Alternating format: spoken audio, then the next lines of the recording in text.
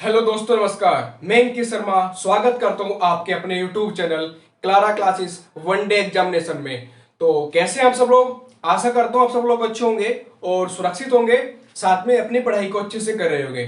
देखिए, आपको regular class मिल रही है, साथ में जैसे हिंदी की भी आपको मिल रही है, मैथ की भी आपको मिल रही है, पॉलिटी में पढ़ा रहा हूं। तो आज मैं और आपके लिए नया टॉपिक स्टार्ट करने चाह रहा हूं। देखिए, मैंने सोचा है कि आपकी पैरेलल क्लास चलती रहे, एक दिन पॉलिटी एक दिन ये। ठीक है, तो आज हम जो स्टार्ट करने वाले हैं अपना इतिहास, एक विषय है, बहुत इंटरेस्टिंग है, मजेदार कहानियां इसमें आएंगी, मजेदार टॉपिक इसमें आएंगे। तो अच्छे इंजॉय करके हम इसको पढ़ेंगे। तो आप प्लीज इसको शेयर कर दीजिए।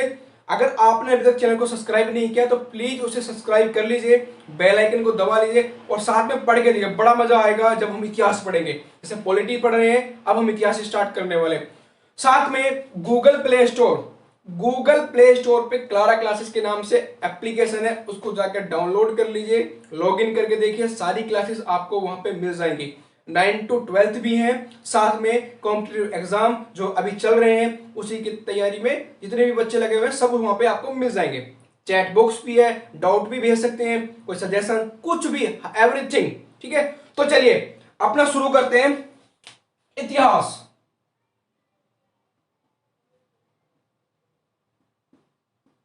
इतिहास जो है, इतिहास क्या है? देखिए, इतिहास एक ऐसा विषय है जो पहले घट चुका है। जैसे आज हम क्या है, आज हम वर्तमान में हैं, कल हम भविष्य में होंगे, लेकिन जो कल बीत चुका है वो इतिहास में आएगा। जो कल बीत चुका है, जो उसमें घटना घटित हुई है, हम उन घटनाओं के बारे में जानेंगे, उन घटनाओं के विषय में पढ़ेंगे। आज से पहले हमारे देश में क्या हुआ वो देखेंगे, कौन कौन से राजाओं ने राज किया, कौन कौन सी सभ्यता ही, धर्म, ये अकबर, मुगल काल, ये सब हम पढ़ेंगे। साथ में जैसे अरब आक्रमण हुए, तुगलक वंश, खिलजी वंश, ये सारे हम चर्चा करने वाले हैं, दिल्ली सल्तनत, तो ये विस्तार से हम चर्चा करेंगे। तो इतिहास में हम पढ़ते हैं, तीन चीजें पढ़ी जाती है इतिहास में। प्राचीन इतिहास, फिर उसके बाद मध्यकालीन, उसके बाद आता है आधुनिक। तो हम एक एक करके पढ़ेंगे। सबसे पहले प्राचीन इतिहास। प्राचीन इतिहास में हम क्या पढ़ने वाले हैं? प्राचीन इतिहास में हम पढ़ने वाले हैं अपना पहला टॉपिक, सभ्यताएं। सभ्यताएं जैसे आपने मोहनजोदड़ो, मेसोपोटामिया, ये सब जितनी भी हैं, ये सिंधु घाटी सभ्यता, इस तरह की जितनी भी हम सभ्यताएं हैं जो इंपोर्टेंट है आपके एग्जाम पॉइंट ऑफ व्यू से, उनके विषय में हम चर्चा करेंगे। उसके बाद आपका आता है बौद्ध धर्म, उसके बाद जैन धर्म, और ये आपका गुप्त काल। ये सब चीजें हम पढ़ने वाले अपने प्राचीन इतिहास में, प्राचीन इतिहास में। अब देखिए, इसके बाद आता है मध्यकालीन। हम बात कर रहे हैं, हम पढ़ेंगे बेसिकली पहले भारत का इतिहास, हम विश्व का इतिहास बाद में करेंगे। विश्व के इतिहास में आपके जो ये एसएससी सीजीएल होगा या एनटीपीसी हो गया, साथ में यूपीएसआई, लेखपाल, पटवारी, जितने भी एग्जाम, एसएससी जीडी, जो जितने भी लेवल के एग्जाम है उनमें से भारत का इतिहास पूछा जाता है, ना कि वर्ल्ड हिस्ट्री। लेकिन अगर हम बात करें आरओ, यूपीपीसीएस, यूपीएससी, जितने भी बड़े स्तर के एग्जाम हैं उन सब में आपका जो है विश्व का इतिहास भी पूछा जाता है। तो हम जो बात कर रहे हैं बेसिकली भारत के इतिहास के विषय में बात करेंगे। प्राचीन इतिहास आपका हो गया, मध्यकालीन भारत इतिहास इधर लिख देता हूं मैं, यहां पे लिख लीजिए, मध्यकालीन भारत का इतिहास। इसमें हम पढ़ने वाले हैं, सबसे पहले पढ़ेंगे दिल्ली सल्तनत।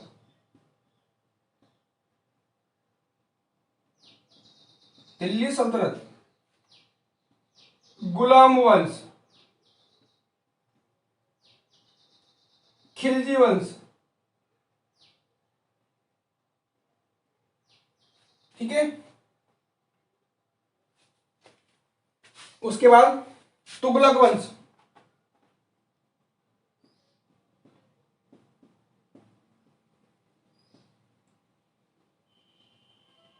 सैद वंश,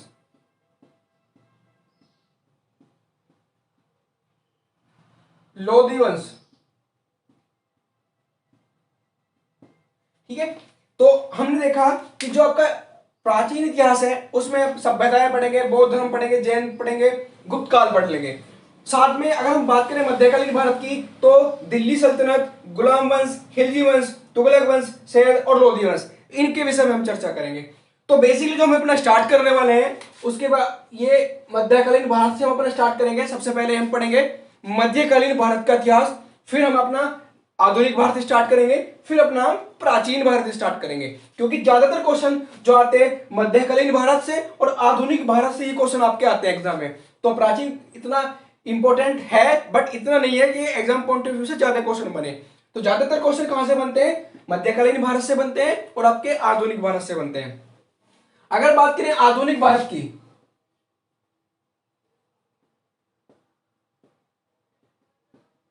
आधुनिक भारत में बहुत सारी चीजें पढ़ने वाले हैं, जैसे जो आपका ब्रिटिश आया यहाँ पे, इन सब चीजों के बारे में पढ़ेंगे। जो आपका जैसे 1506 तक तो हमारी दिल्ली से ये आपका रहा मध्यकालीन भारत तक। उसके बाद अकबर शासन, अकबर वगैरह का शासन आया, मुगल काल पढ़ेंगे। साथ में फिर और पढ़ेंगे जैसे आपका ब्रिटिश एम्पायर, फ्रांसीसी आए, डच आए, पुर्तगाली आए और भारत की शासन व्यवस्था उसने कैसे चलाई। तो इन सब के विषय में हम पढ़ते हैं आधुनिक भारत में। तो ये अगर आपको किसी को नोट करना है तो नोट कर लीजिए। फिर हम देखते हैं अपना मध्यकालीन भारत और स्टार्ट करेंगे अपना दिल्ली सल्तनत। ठीक है, फटाफट इसको नोट कर लीजिए। स्क्रीनशॉट लेना चाहे तो स्क्रीनशॉट भी ले सकते हैं आप लोग।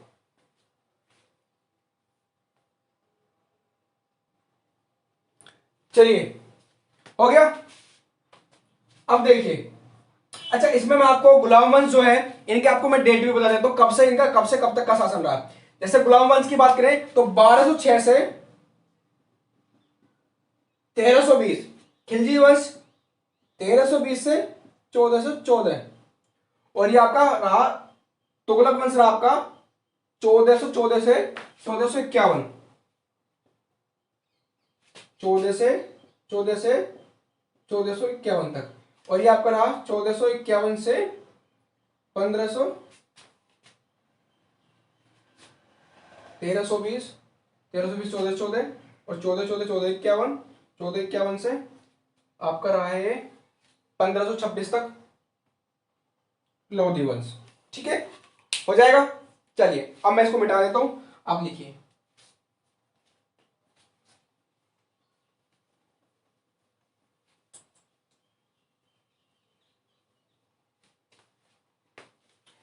अब दिल्ली सल्तनत को पढ़ेंगे और दिल्ली सल्तनत में देखेंगे कि हमारा क्या क्या इंपॉर्टेंट रहा। वहां से क्वेश्चन भी बनेंगे, क्वेश्चन भी साथ साथ में लेकर चलूंगा इसमें।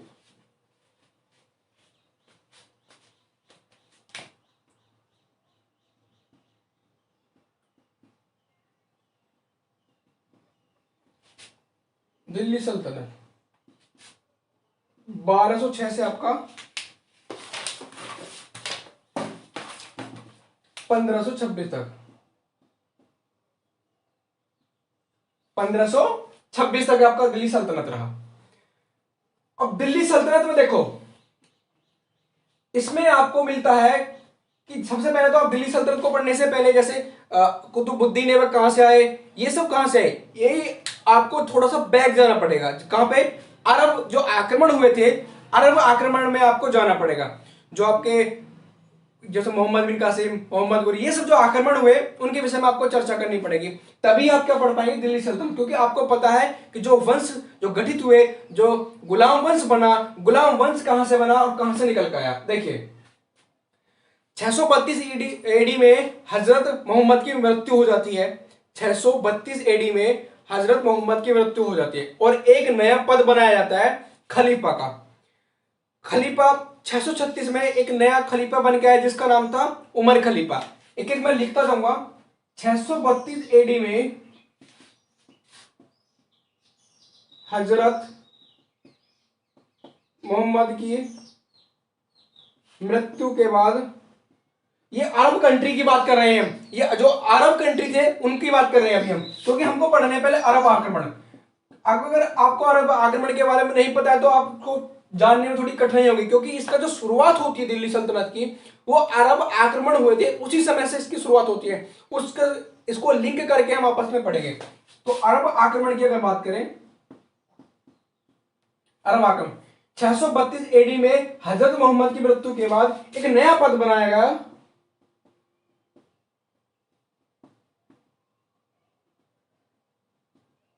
कौन सा? खलीफा का।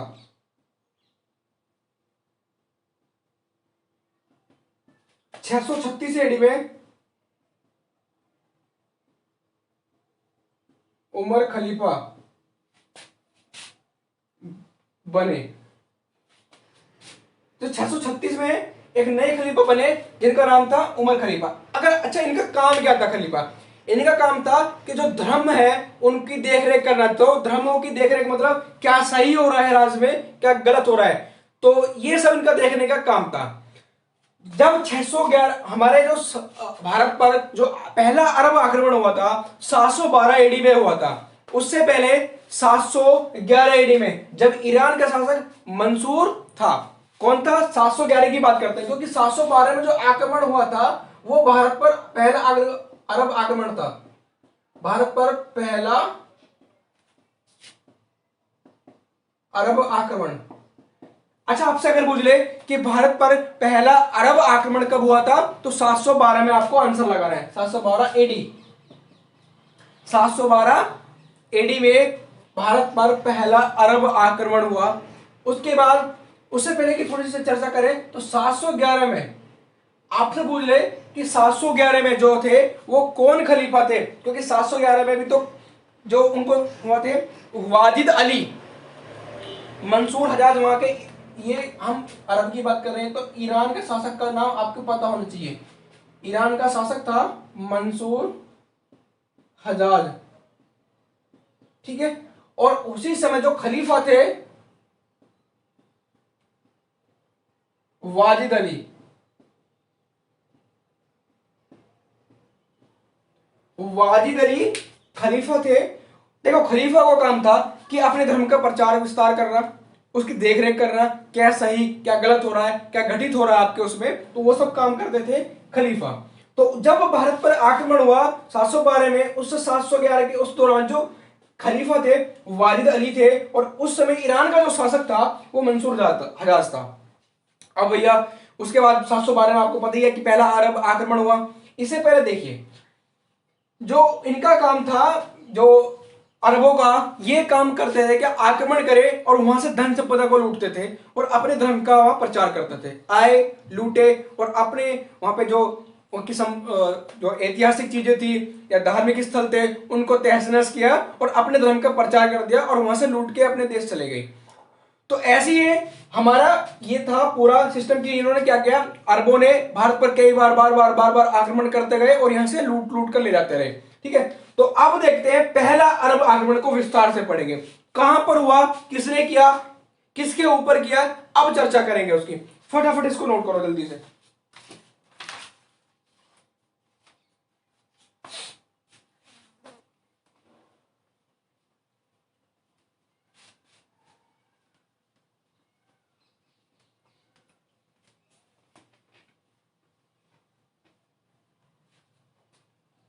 देखिए, मैंने आपको बताया 712 एडी में सबसे पहले हुआ आक्रमण। किसने किया? मोहम्मद बिन कासिम। कोई नहीं भूलता, सब जानते होंगे इस नाम को। मोहम्मद बिन कासिम ने भारत पर पहला अरब आक्रमण किया। तो आपको नाम याद होना चाहिए, मोहम्मद बिन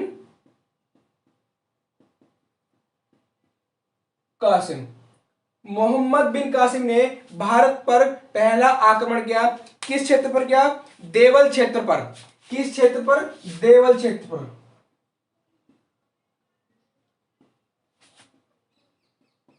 ठीक है। और दाहिर के पुत्र, जो दाहिर का भतीजा था, इसको वो वहां पे हराया। दाहिर का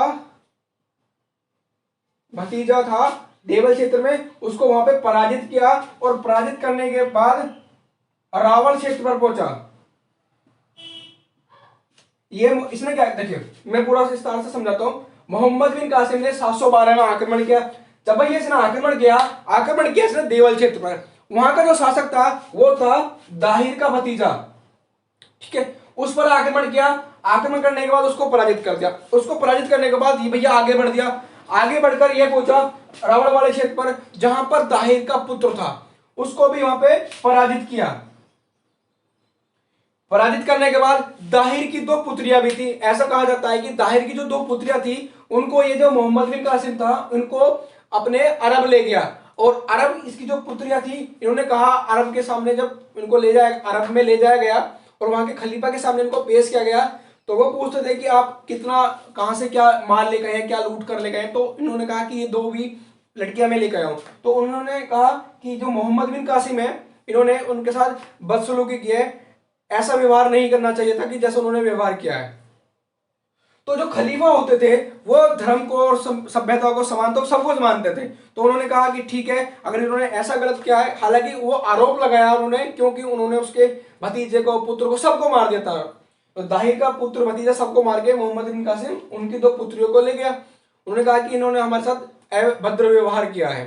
तो उमर खलीफा ने उसको इतनी बुरी मौत दी कि उसकी आंखें निकाल दी गई, उसको फांसूली पर लटका दिया गया। तो बहुत बुरी मौत ये मोहम्मद बिन कासिम मरा। हालांकि ये इनका आरोप था, आरोप के बाद इनको बहुत बुरी सजा मिली। अब थोड़ी सी चर्चा मैं आपको बता देता हूं तुर्की साम्राज्य के बारे में। हम नेक्स्ट क्लास में इसको बिल्कुल विस्तार से पढ़ेंगे। तुर्की साम्राज्य गठित किसने हुआ, गठन कैसे हुआ, कौन कौन लोग गए।